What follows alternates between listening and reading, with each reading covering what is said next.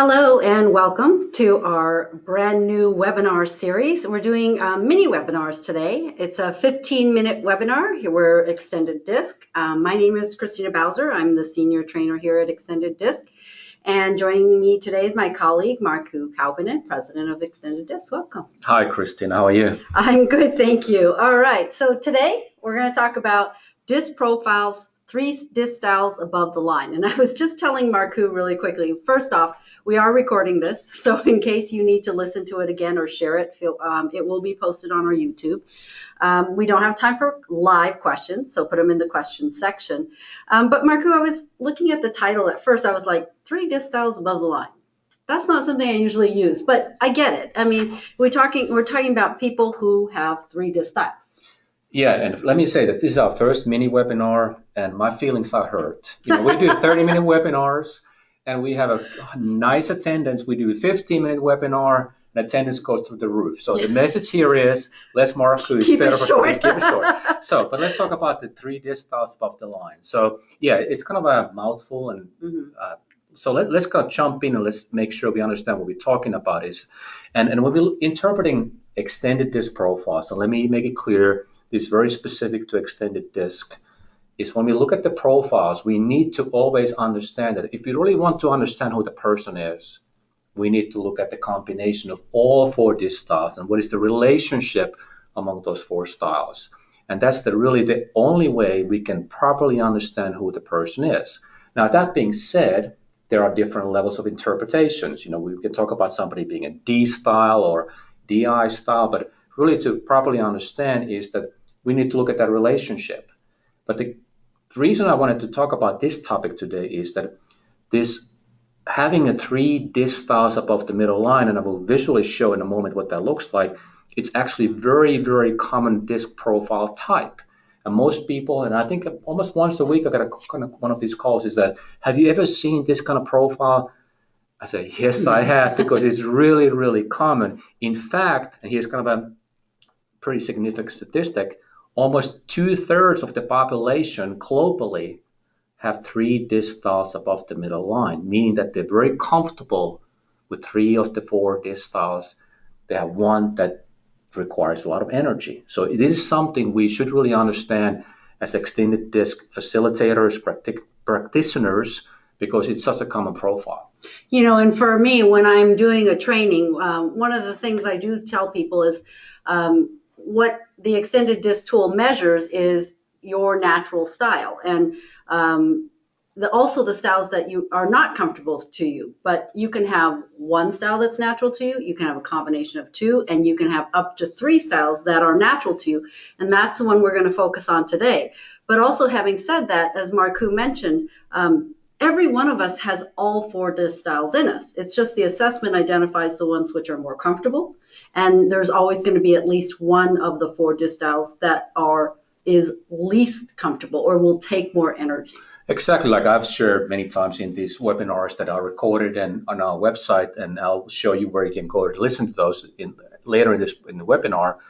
I have 3 styles above the middle line, and the I style is the one for me that's below the middle line, and that's the one that requires a lot of energy from me. Doesn't mean I cannot be I style when I need to, but I'm very conscious about that. Hey, if I'm dealing with an I style person, or I'm in a situation that requires I behavior, I'm mentally prepared to spend those mental calories, and I'm focused and prepared to be ready for that kind of interaction.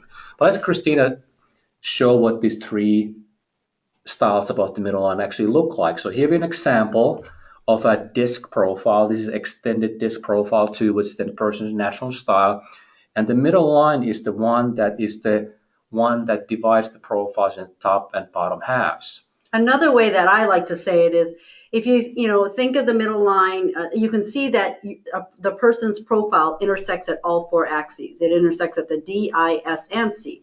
But that middle line is what divides the top half from the bottom half, and whatever intersects in the top half of the graph, in this person's case, the I, the S, and the C, those are the behavioral styles that are going to be the most natural for us. It's part of our disc style. the one disc style for this individual that intersects below the middle line is the one disc style this person is not going to be comfortable with, or we identify it as a style that is not natural for them, which in this case is the D style. Yeah, and typically when we see, and again, 64% of the global population, and if you think about it in terms of different countries, actually it's very similar. About 2/3 of the population have profiles like this, that they're very comfortable with three of the styles. But the one that is below the line, like in this situation, the D behavior, this style is typically all the way down, meaning that behavioral style requires a lot of energy from them. Doesn't mean that this individual, for example, could not be a D-like when needed, but when they have to be that way, it requires a lot of energy. So when you begin to look at the profiles more carefully, now that you know that this is such a common profile type, just pay attention to that one that is below the middle line. Typically, it's way down there. Yeah, so I say, like, for instance, Marco, you and I were talking about if this is your prospect or this is your direct report and they have these three styles above the line and almost evenly, you might think we have always trained people, oh, look at their dominant, most comfortable style. But in this case, if you look at them, because they are comfortable with three styles, 65% of them, S being 35 and C being 30, part of their style is 65% reserve. So it's like, do you adjust to their I? Do you adjust to their reserve? So we always say, look to the one style that they are not comfortable with, right? Yeah. There's really two sides of this story. One is that if this is me, okay, what the implication is there. Mm-hmm. But the more important, I think, is that when we're trying to identify the styles of other people often say, well, I can kind of see many different behavioral styles. I don't know if that person is a S style, if they're a C style, if they're I style. And this would be a perfect example. It may be a little bit difficult to identify who they are. Mm-hmm. However, if we sometimes, actually, I would say almost always, focus on who the person is not. Mm-hmm. Again, who they are not. That will help us to identify what their behavioral preferences are. So, for example, if this is my customer or my prospect or my employee, as long as I stay away from the deep behavioral styles, being direct, being assertive, those kind of things, I'm going to be very comfortable and successful with this individual. This individual is very comfortable with I, S, and C behaviors, and as long as I stay with the D, I'm going to be doing very well with this individual. Yeah, keep it simple. All right, so we have another profile here, Marku. So here we have another example of three styles above the middle line. In this case, they are D, S, and C. And as you can see in this example, again, the one that is below the line is that I behavior. So if I look at now from the other side, if this is me, I need to be very aware that, hey, when I'm interacting with other people, no problem with the D's, no problem with the S's, no problem with the C's. But if I'm in a situation that requires a lot of I behavioral style, maybe it's my prospect, my customer, my employee, or a situation where I need to be very animated and active and outspoken and very talkative, I need to be mentally prepared for that situation, that I know that that's going to require a lot of energy from me. But the flip side here is that if this is you, be very aware of what is the behavioral style that requires so much energy from you. Again, when we see these profiles with three styles above the line, typically that fourth one is way down there. A lot of times in that what we call a lower zone, indicating it requires so much energy from us. Exactly. So we wanted to show you the profiles, but at the same time, we wanted to show you the extended disc diamond and where do these three styles above the line show up. So you're going to hear Marku and I, and always when we're talking about disc, we're going to talk about the extended disc diamond. We're going to talk about the model, the disc theory. But when you're looking at this, it is essentially a map. And wherever you are graphed on this map identifies your disc style. That's right. So depending what your style is, you will put you in one of the four quadrants. And the way the profiles are mapped on the extended disc diamond is that these corner areas that we have highlighted here is that when a person has only one of those four disc styles above that middle line that we just talked about.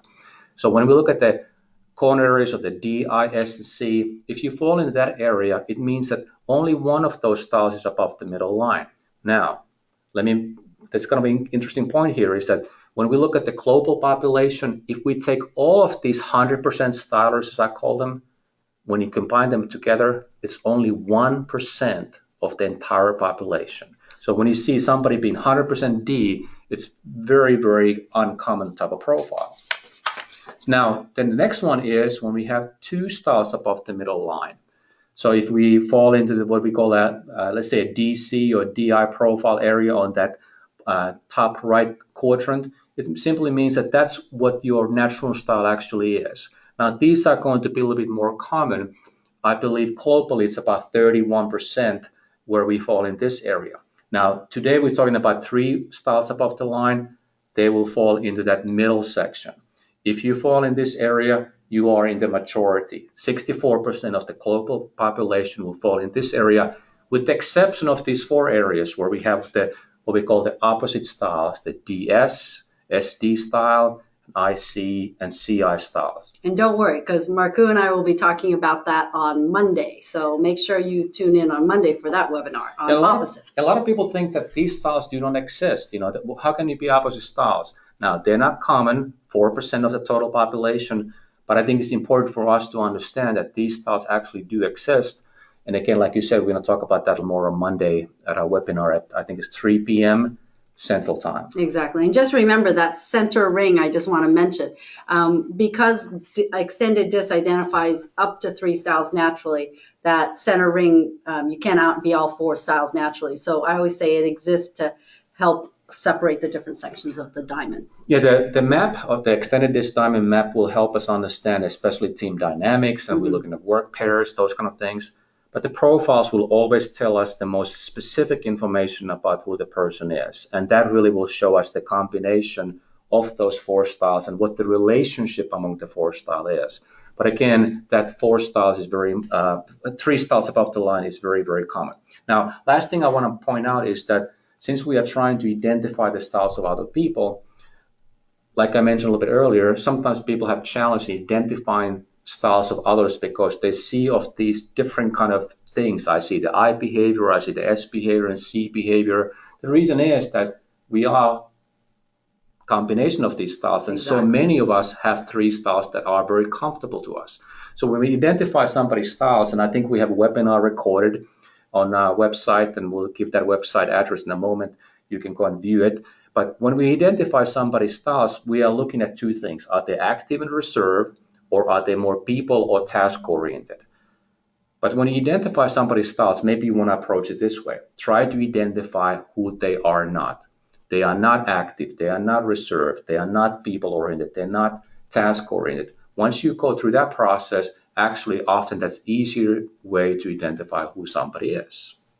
So when we look at somebody other styles, a couple of key points. Do not identify their style too quickly. Like sometimes I hear some people say things like, that person's an engineer, they must be a C. Well, they could be a C, but there's a good chance they are not. Really what you want to look for is consistent patterns of behavior. Look at their emails, look at their voicemail greetings. Their office space. Office space. You look at their body language. What do they say? How they say it? The kind of words they use. Is it I or we? What kind of questions they ask? And really what you want to do is connect the dots and looking at those behaviors that they are. But again, sometimes it's easier to focus who they are not. Quick story. Somebody told me about this. They were dealing with a salesperson, and this individual who was buying was a low I. It's kind of like that profile we saw a little bit, low I style. First conversation this salesperson had with this individual, he was going on and on and on, and just kept talking about different things.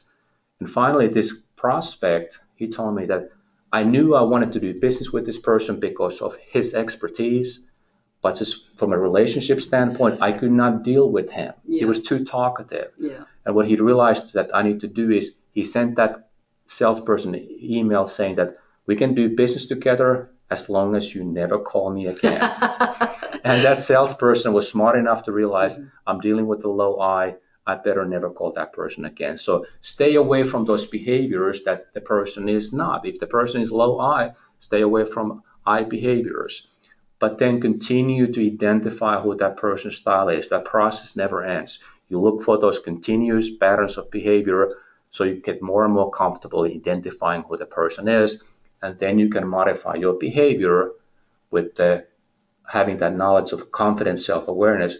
how I need to modify my behavior in order to be more successful.